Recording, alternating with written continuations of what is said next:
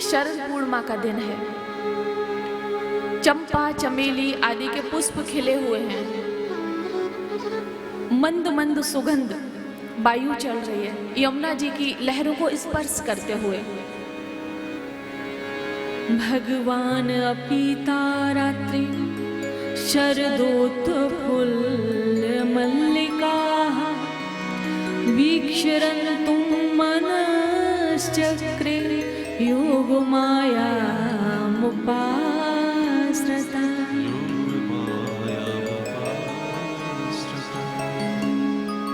आज भगवान ने योग माया का आश्रय लिया है। मन नहीं है लेकिन मन बनाया है, क्योंकि भगवान अमना है। बेड़ू वादन किया, आज ऐसा बेड़ू वादन किया है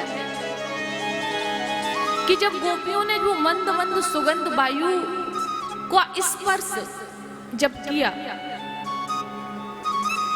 वो रात्रि कुछ अनोखी थी, कहना संभव नहीं है। क्योंकि उस खूबसूरती को हम शब्दों से कैसे बखान करें, जो लिखा हुआ है नहीं कर सकते। जब गोपियों ने उस दृश्य को देखा कि चांदनी फैली हुई है, चांद खिला हुआ है, पुष्प खुले हुए हैं और वायु चल रही है, और वो भी ऐसी कि जैसे कुछ कह रही है। आपस में गोपियां कहती हैं कि सखी ये जो वायु चल रही है ना, ये लगता है कि कृष्ण का संदेशा लेकर आई है। ये हमें स्पर्श कर रही है, मानो ये कह रही है कि चलो कृष्ण के पास चलना है, ये कह रही है। बहुत मोहित हुई गोपियां।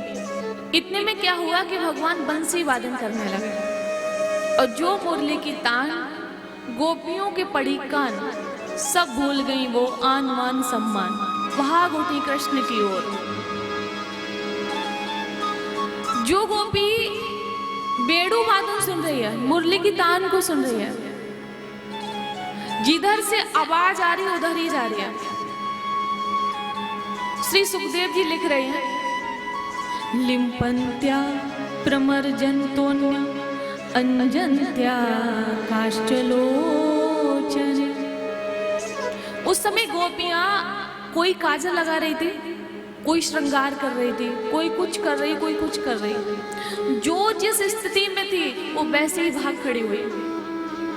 काजल आंखों में लगाया जाता है, लेकिन वहां से खिसक के यहाँ आ गया।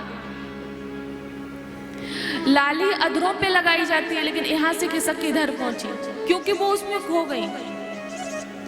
आपको सोचो, अभी आपको पता चले कि कृष्ण आए हुए हैं यहाँ बगल में, मान लो एक थोड़ी देर के लिए, आप ना लेफ्ट देखोगे ना राइट देखोगे, आप सीधा भाग पड़ोगे जिस स्थिति में हो। कहाँ मोबाइल गया, कहाँ पर्स गया, कहाँ बच्चे गए, कहाँ पति गया, आप कुछ नहीं देखोगे, क्योंकि भगवान का दर्शन हो रहा है। और उन्हें तो दर्शन के साथ भगवान का स्पर्श मिल रहा था कि भगवान को छू सकते हैं। सोचो, वो बड़ी भाग्यशाली थी कि उन्हें यह सौभाग्य प्राप्त हुआ।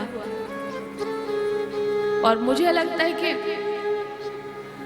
हम तो सोच सोच के ही खुश हो लेते हैं, उनकी लीलाओं का गान कर कर के ही खुश हो लेते हैं, मानो कि हम उन्हें स्पर्श कर चुके हैं, हम उन्हें देख चुके हैं। और जैसे ही गोपियां गई हैं भगवान के पास में, असंख्य गोपी, एक दो गोपी नहीं, असंख्य गोपियां हैं। भगवान गोपियों का स्वागत करते हैं। स्वागतम वो महाभागा प्रियम किम करवाणे वा व्रजस्यानामयं कचिर ब्रूतागमन कारणं।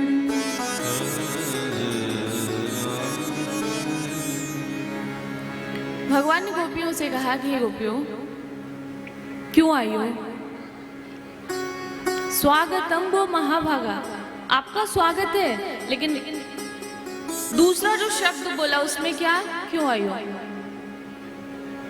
गोपियों को बड़ा आश्चर्य हुआ कि मुझे कहा कि आने वाली शरद पूर्णिमा की रात्रि में तुम्हारा मनोरथ पूर्ण करेंगे, कृपया बात ना करें। और आज हम आई हैं, हमारा स्वागत भी कर रहे हैं, लेकिन कह रहे हैं कि क्यों आई हो, चली जाओ। भगवान कहते हैं कि हमसे प्रेम करते हो इसलिए आई हो, तो ये बड़ी बात नहीं है। क्योंकि मुझे तो सभी जीव प्रेम करते हैं। अगर ये पुष्प खिले हुए इनको देखने के लिए आई हो तो बहुत देर हो चुकी, अब तुम वापस जाओ। जब भगवान के इन वचनों को सुना कि कल कहा कि तुमको बुलाएंगे, कल अर्थात कुछ समय पहले, और आज बेड़ू वादन करके मुझे बुलाया, और जब हम आए तो हमको भगाने लगे। देखो गोपियों, पति की सेवा करना तुम्हारा धर्म है। बच्चे रो रहे होंगे, तुम्हारे जो जिनका विवाह नहीं हुआ था उन गोपियों से कह रहे भगवान कि तुम्हारे भाई बंधु तुमको ढूंढ रहे होंगे। रात्रि में इस तरह वन में आना अच्छी बात नहीं है। कोई हिंसक जीव तुमको ले गया तो तुम्हारे परिवार को हम क्या जवाब देंगे, ऐसे कह रहे हैं। श्री सुखदेव जी लिख रहे हैं कि जब इस तरह भगवान ने उनसे कहा तो भग्न संकल्पा, क्योंकि वो भगवान का अंग संग पाने के लिए आई थी, वो उनका संकल्प भंग हो गया। नीचे नजर की है और धरती मैया को कुरेदने लगे। नीचे नजर की और अपने पैर के नाखूनों से धरती मैया को कुरेदने लगे, और मन में विचार करती हैं कि आज अगर कृष्ण ने हमें अपने चरणों में स्थान नहीं दिया, जो हमारी इच्छा उसको पूरा नहीं किया, तो हे धरती मैया आप फट जाना और मुझे अपने आप में समेट लेना, ऐसे कह रही हैं। भगवान से निवेदन करके कहा, मैवं विवोरहति भवं गदितुं नृशंसं संतज्य सर्व विषयांस तव पादमूलम्। हे प्यारे, क्या हमारे हृदय में कोई विषय है, कोई विकार है, कोई कामना है, कोई वासना है? भगवान ने कहा वो तो नहीं है। जब वो नहीं है तो अपनी शरण हमें ग्रहण क्यों नहीं करने दे रहे हो? ये तो हम भी जानते हैं कि वो व्यक्ति आपके पास नहीं आ सकता है जो इस संसार में विषयी वार्ता में लिप्त है, जो विषयों में फंसा है, जो अधर्मी या दुराचारी है, वो आपके पास नहीं आ सकता है, ये हम जानते हैं। तो इसलिए संतज्य सर्व विषयांस तव पादमूलम, सभी विषयों का त्याग करके आपके चरणों में आई हैं। कोई विषय नहीं है हमारे हृदय में, अब तो स्थान दे दो। भगवान अभी चुप हैं क्योंकि राधा जी आई नहीं है, तो भगवान उनको टाल रहे हैं। राधा जी आई नहीं अभी। गोपियों से कहा एक काम करो भाई, वापस जाओ, बहुत देर हो गया तुम्हारा, बहुत देर सुन ली तुम्हारी बातें, अब तुम घर जाओ। गोपियां फिर भगवान से निवेदन करती हैं। अगर इस भाव को आप समझो तो यही है कि जब भी भगवान के सामने आप दर्शन के लिए बैठे, उनका ध्यान करने के लिए बैठे, तो उनसे हमेशा यही निवेदन करें जैसे गोपियां करते हैं, माना मैं गलत हूं, माना मेरे से गलती हुई है, हो सकता है कि मैं विषयी हूं, विकारी हूं, लेकिन जैसा भी हूं, जो भी हूं, आपका हूं। और ये भाव ही भगवान को अच्छा लगता है। मैं नहीं जानता कि मैं आपके चरणों तक कैसे आऊं, मैं नहीं जानता कि वो राह कौन सी है जिसकी मंजिल आप हो, वो स्वभाव कौन सा है जो आपको प्रिय है, वो चीज क्या है जो आपको पसंद है, हम नहीं जानते, लेकिन आप तो जानते हो।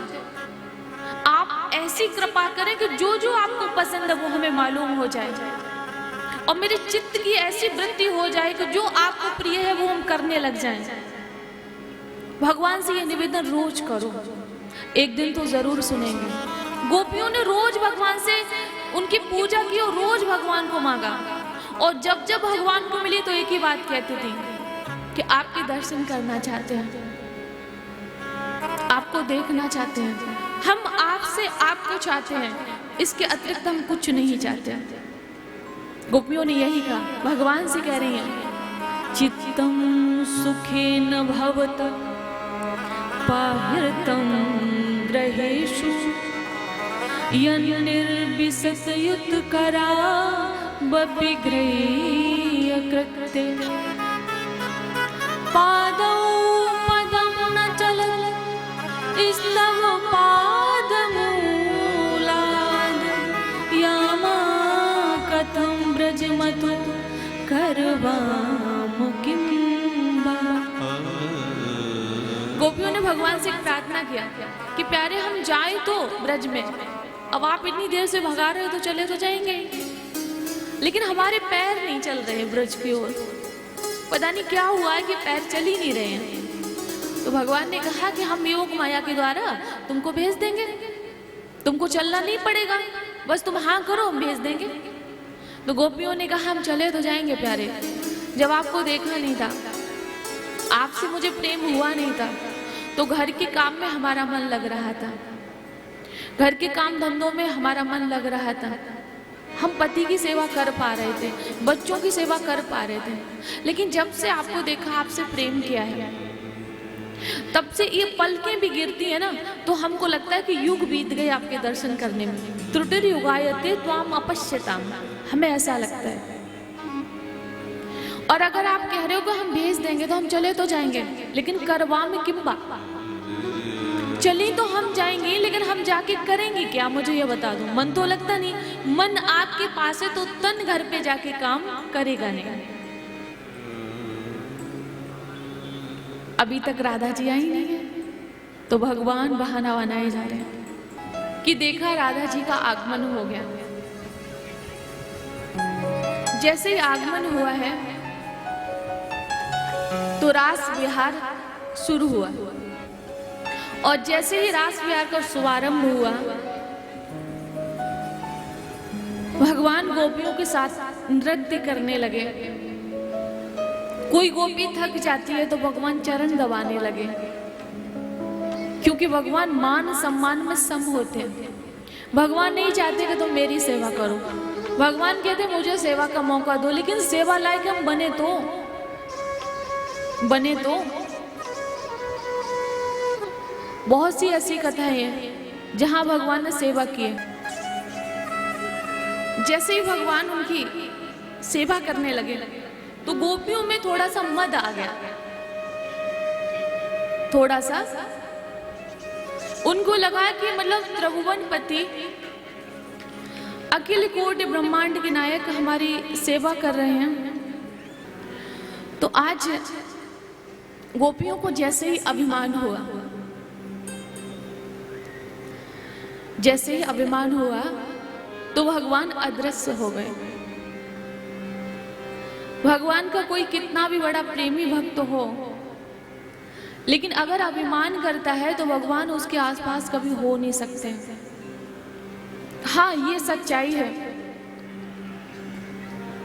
कि अगर उसे एहसास हो जाए और भगवान से क्षमा याचना करे तो भगवान उसको क्षमा जरूर कर देते हैं, ये सच्चाई है, और फिर अपनी वापसी कर लेते हैं। ये गोपियों के साथ भगवान ने किया है, नारद जी के साथ भगवान ने किया है। तो जैसे ही भगवान अदृश्य हुए तो गोपियां पागल हो गई, व्याकुल हो गई, भगवान को ढूंढने लगी। कभी इस वन में जा रही हैं, कभी उस वन में जा रही हैं, और जब उतने से भी भगवान नहीं आए हैं, नहीं मिले हैं, तो जो जो भगवान ने ब्रज में लीलाएं की वो लीलाएं करने लगी।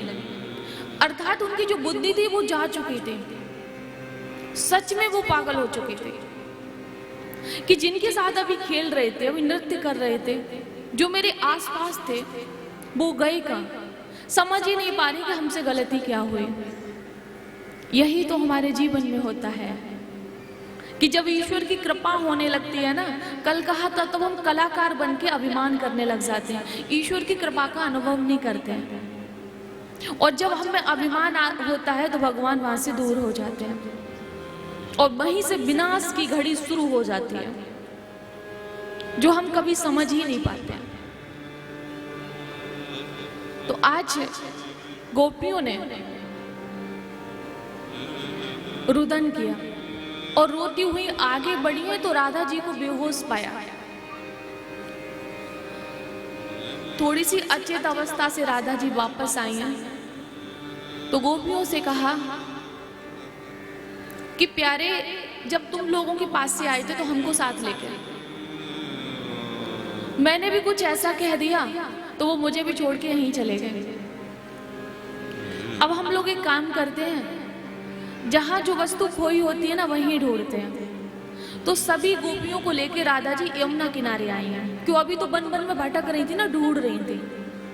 तो वहां पे भगवान की एक एक घटना को याद किया है, कैसे कैसे भगवान ने उनको बचाया, कैसे कैसे ब्रज की रक्षा की, वो एक एक घटना याद करती हैं और एक स्वर में रुदन करते हुए जो उन्होंने भगवान को याद किया है, एक एक घटना को याद किया है, उसी को हम गोपी गीत कहते हैं।